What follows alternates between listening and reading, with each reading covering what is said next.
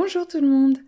J'avais déjà fait un podcast sur les polarités et la dualité, c'était l'épisode 9, et je reviens aujourd'hui avec le même sujet pour le nuancer un peu et l'aborder un peu différemment, parce que c'est quelque chose qui revient souvent en séance, le fait d'étiqueter des caractéristiques comme étant des défauts ou des qualités.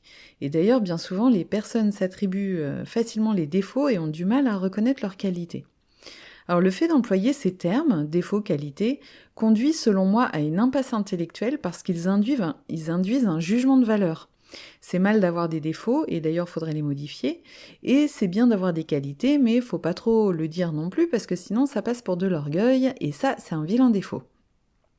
Et j'entends aussi très souvent des gens me parler de voir leur ombre pour la transformer en lumière. Alors pour moi, cette métaphore, elle est aussi illusoire que le fait de découper les choses en termes de qualité et de défaut, puisque là aussi, il y a un jugement de valeur en termes de bon et de mauvais.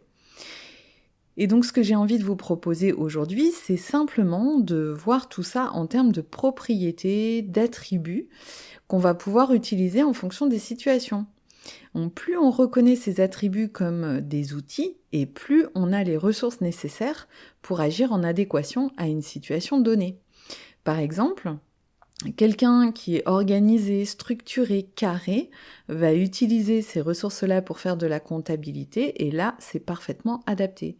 Par contre, ces ressources-là ne vont pas du tout lui être utiles pour faire du théâtre d'impro.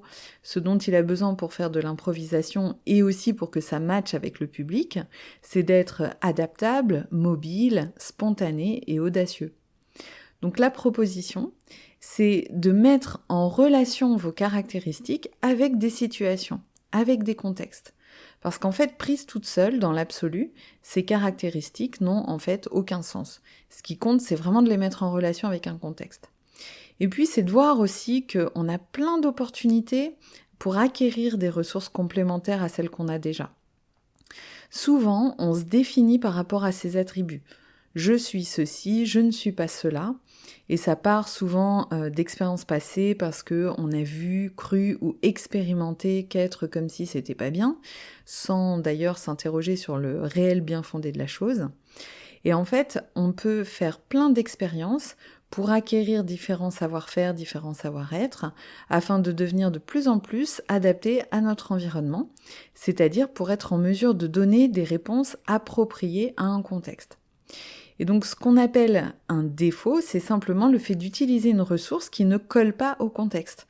Si on persiste à utiliser une ressource non adaptée au contexte et qu'on ne veut pas acquérir la ressource complémentaire, évidemment on va en vivre les conséquences.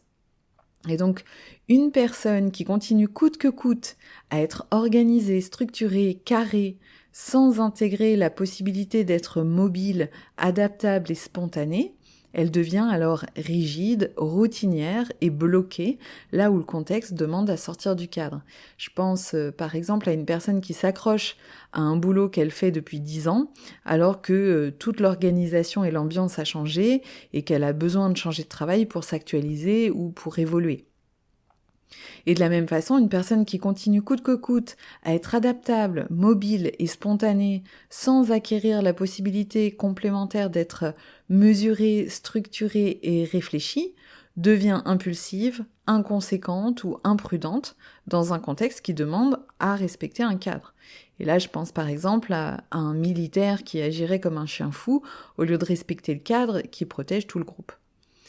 Et puis un autre exemple, et c'est par cet exemple en fait que m'est venue l'idée de cette capsule, c'était cette semaine en consultation une personne qui avait du mal à se situer dans son rapport à l'argent et qui me disait « Parfois je m'en fous complètement et je dépense sans faire attention, et puis parfois je m'empêche vraiment d'acheter certaines choses pour faire attention à mes dépenses et du coup je comprends pas du tout dans quoi je me situe par rapport à ça. » Et donc ma réponse, ça a été de lui dire en fait vous avez besoin des deux, mais c'est juste de vérifier le contexte.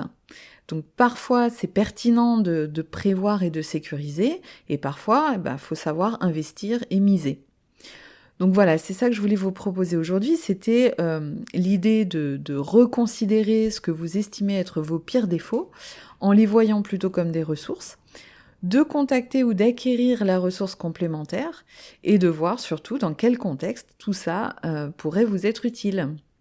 Voilà, j'espère que ça vous parle. N'hésitez pas à m'écrire en commentaire comment ça résonne pour vous. Et puis, ben, je vous retrouve bientôt pour de nouvelles aventures.